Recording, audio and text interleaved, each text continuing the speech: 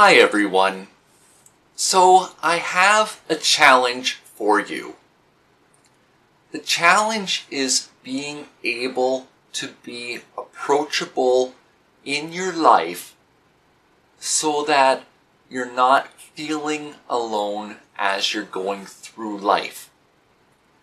I want to break this down into various components.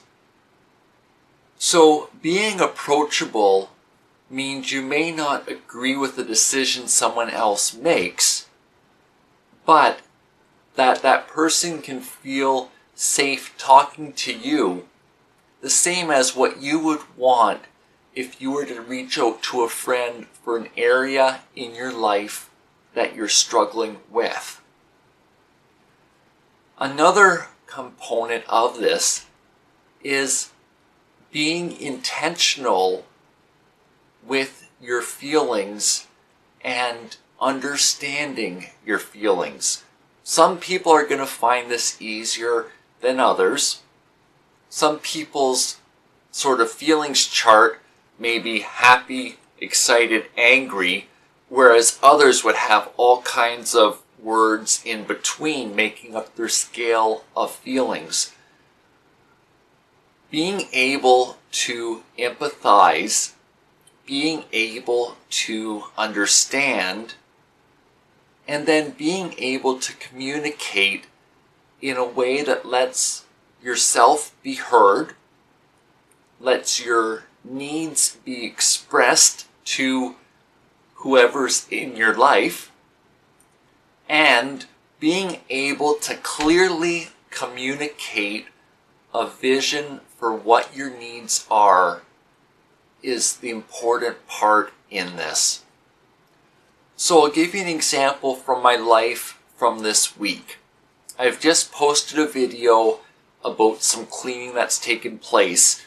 If you'll look closely at my shelves that now hold my office supplies, you'll see that I have a label under each one for what goes there. I put these on the shelves before the youth came over to fill the shelves with my various tools and supplies. Being able to see, office basics with pens, pencils, etc., well, someone's going to be able to relate that to an item and know, connect the dots. This is office supplies and I'm seeing them. They go here. So it's the same thing for when people are coming into your life. They need to be able to understand what's going on with you, how you're able to communicate this is going to affect the quality of life that you have to experience. There's not one blanket method on what you need and how you could do this.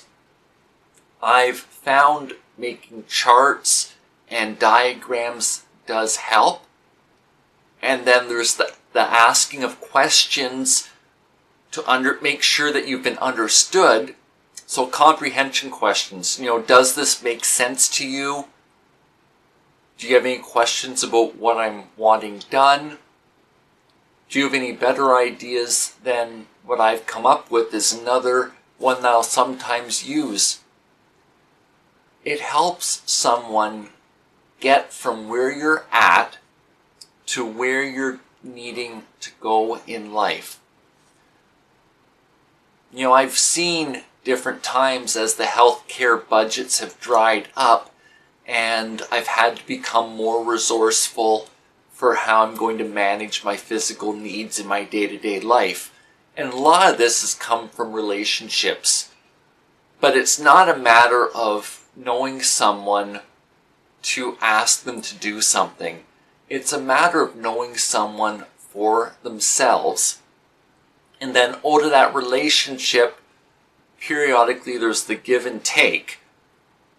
What you're able to give is time, a listening ear, objective, neutral feedback. Like if you're having conflict with someone, sometimes a neutral third party may point out something that you didn't think of, and then it gives someone something to consider at an outside perspective that they didn't come up with themselves, and are able to work through the issues at hand. So what I'm trying to get you to do is own your life, and then own what's going on inside of you, and then risk getting to know some people. There's going to be relationships that you don't see someone frequently, but it carries on where it left off last. Like, let's say someone from high school messaged you on Facebook and asked you how you were doing. Chances are that if you knew them in high school, you'd give them some type of an update, and it would carry on from back here and then jump to the current year. And then there's some other people that may be in your life maybe every second month. And so you start with an outer broad range of people, and it keeps getting narrower and narrower until you've got your core group of friends that you can be open and honest with in day-to-day life. And then there's the second degree that they don't need to know everything that's going on in your life, but they're there when they have time. Like maybe they've got their own stuff going on with their family, but they're able to give you an hour every second week or every third week without being overwhelmed and neglecting their own needs. So you do need to have that sensitivity to what other people are at, and being approachable and then being compassionate with others helps build the relationships that brings the sense of community in your life, whether it's in person or it's coming some from online. As long as that community's there and you're able to be real, the safety net that you need when your world falls upside down or the carpet gets pulled out from underneath you.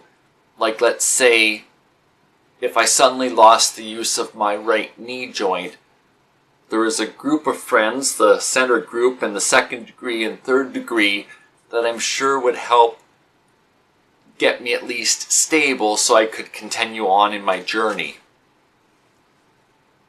I do see people respond well when you own what's going on in your life and you're doing what you've got control over, and then letting them be an add-on.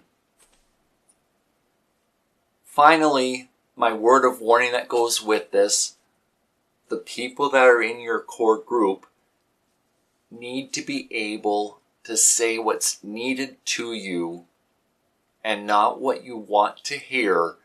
Otherwise, the feedback they're giving you is really null and void from the moment it comes from their lips. You need to let people be candid with you if you're going to work through your issues and get to the roots of why maybe you have anger or why you feel frustrated different times. So I've given you a lot to think about and a lot for you to build on in your life. I only want the best for you, and I encourage you to spend some time thinking about your goals and what it is you're going to do with your life that maybe is a little bit different than yesterday. Thanks so much for this time together. Bye for now.